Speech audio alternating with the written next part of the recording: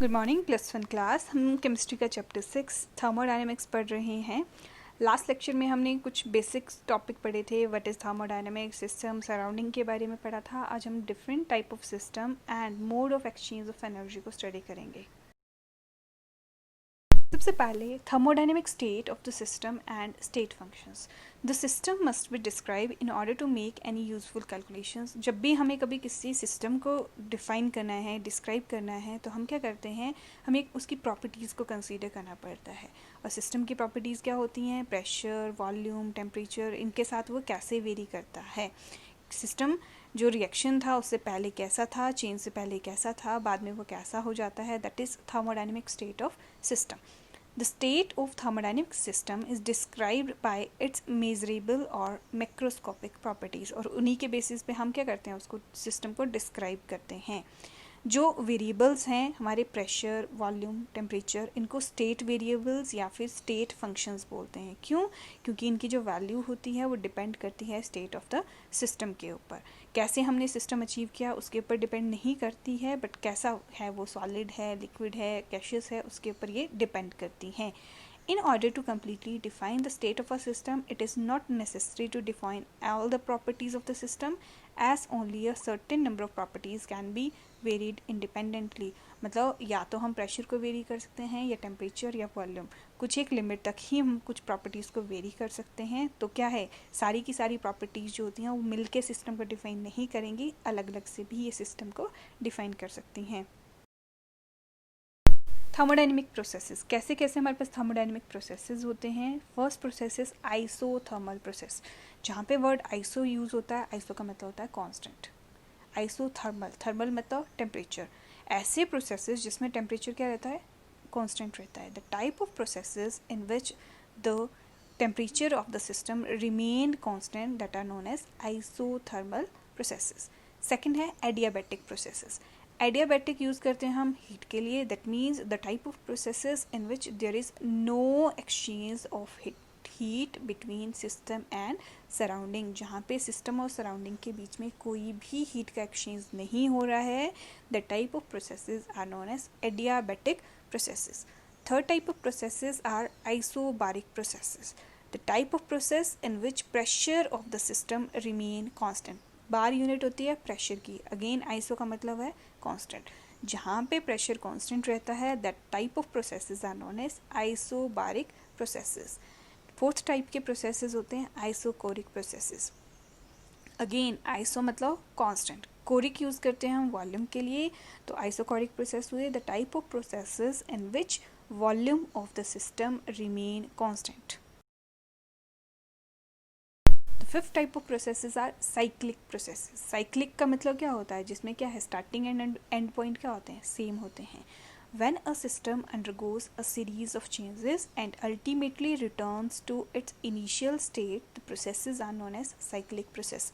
जहाँ से प्रोसेस चला, उसने जितने भी चेंजेस हुए वो अकर करेंगे, बट अल्टीमेटली क्या है, प्रोसेस अपने स्टार्टिंग पॉइंट पे रीच कर जाता है। इनिशियल स्टेट जहाँ से वो चला है वहीं पहुँच जाएगा। The type of processes are known as cyclic process. Next है रिवर्सिबल प्रोसेसेस। रिवर्सिबल का मतलब क्या हुआ, जो रिवर्स हो जाते हैं।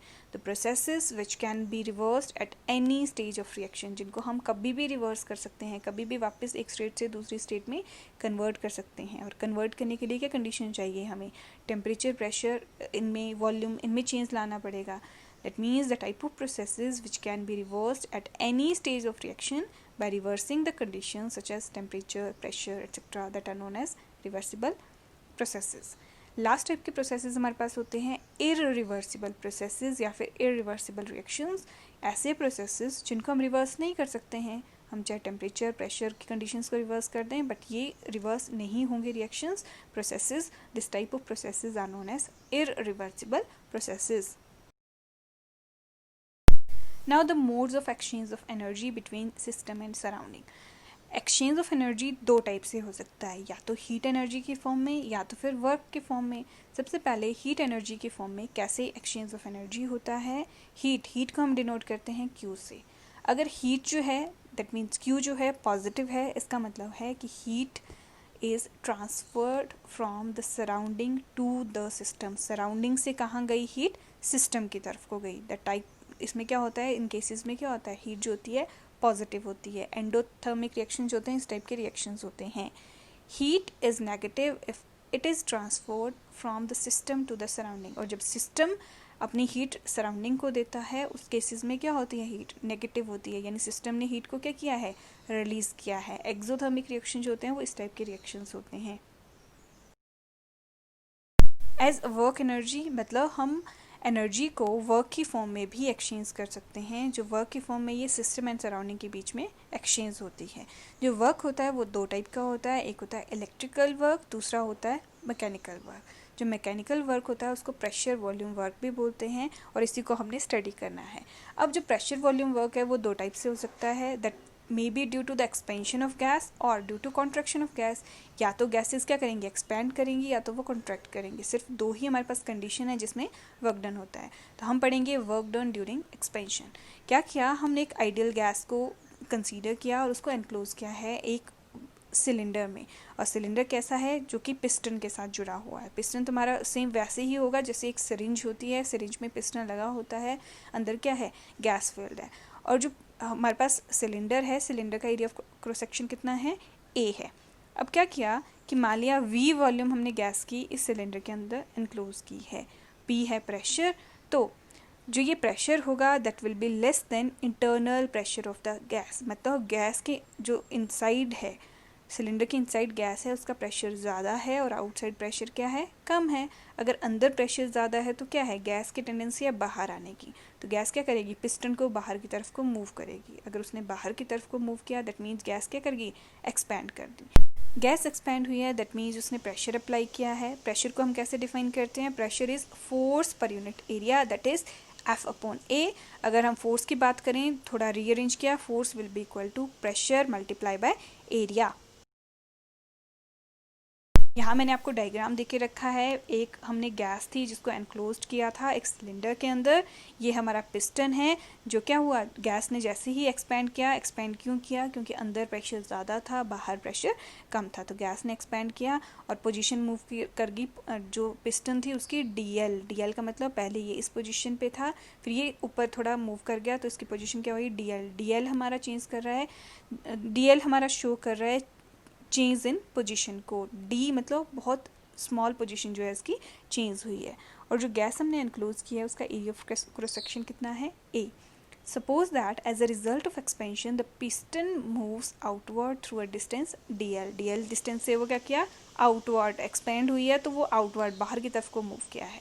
तो स्मॉल वर्क डन होगा वो हम कैसे देंगे, work will be equal to force into distance. Force हमने निकाली P क्रॉस A अभी हमने निकाली। और ये जो नेगेटिव साइन है, ये नेगेटिव साइन हमारा क्या शो कर रहा है कि गैस क्या है, जो वर्क डन है वो सिस्टम ने किया है। जब सिस्टम वर्क डन करता है तो उसको माइनस साइन से हम शो करते हैं। तो DW मतलब बहुत स्मॉल वर्क डन है, will be equal to minus P cross A cross DL। A cross DL हमारा शो कर रहा है डिस्टेंस, DL हमारा शो कर रहा है डिस्टेंस को। तो DW will be equal to minus P DV। DV क्यों, क्योंकि जो DV है वो हमारा शो कर रहा है वॉल्यूम को, और वॉल्यूम क्या होगा, area multiply by that distance DL। अब हम अगर कंसीडर करें कि पहले वॉल्यूम थी V1 और बाद में क्या हो गया, जैसे वर्क डन किया वॉल्यूम चेंज होगी V2 को, तो टोटल वर्क डन W हम कैसे देंगे, W will be equal to integration of DW। Integration का मतलब V1 से वो कितना मूव किया, V2 की तरफ को, is equal to minus of integration V1 to V2 PdV which is further equal to integration of DV होती है सिर्फ V, तो माइनस PV और कहाँ से चेंज किया वॉल्यूम, V1 से V2 को। अब जब हमने यहाँ से ये इसको सॉल्व किया तो ये आ गया इक्वल टू माइनस P। जब इंटीग्रेशन हटाते हैं तो पहले upper limit minus lower limit, यानी ये हो जाएगा V2 minus V1 which is further equal to minus P delta V। ये हमारा शो कर रहा है वर्क डन ड्यूरिंग एक्सपेंशन को। और सेम मैनर में अगर हमें वर्क डन ड्यूरिंग कॉन्ट्रैक्शन निकालना हो तो वहाँ पे एक छोटा सा चेंज आता है, वो है कि जो हमारा माइनस साइन है उसकी जगह प्लस साइन आ जाएगा, यानी W आ जाएगा equal to P delta V in case of contraction. Next is work done in isothermal and reversible expansion of an ideal gas.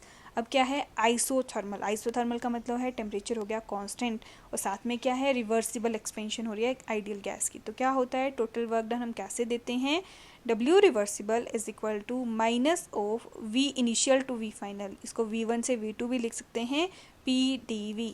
अब आइडियल गैस में हमें पता होता है आइडियल गैस इक्वेशन होती है हमारी PV is equal to nRT, तो P आ गया equal to nRT over V। तो कांस्टेंट टेम्परेचर पे अब टेम्परेचर कांस्टेंट है तो W रिवर्सिबल हो जाएगा इक्वल टू माइनस, ये इंटीग्रेशन का साइन लगा दिया, यहाँ पे हमने ऊपर इक्वेशन 1 में क्या किया प्रेशर की वैल्यू पुट कर दी, ये आ गया माइनस nRT जो 1/V/dV की इंटीग्रेशन होती है natural log of V F मतलब हमारा final volume upon V initial which is further equal to, जब इस नेचुरल लॉग n को हम लॉग बेस 10 में कन्वर्ट करते हैं, हम मल्टीप्लाई करते हैं बाई 2.303, तो W रिवर्सिबल कितना आ गया 2.303 nRT log of V final minus V initial. ये हमारा शो करता है work done in isothermal and reversible expansion of an ideal gas. That's all for today. Next topic को हम नेक्स्ट क्लास में करेंगे।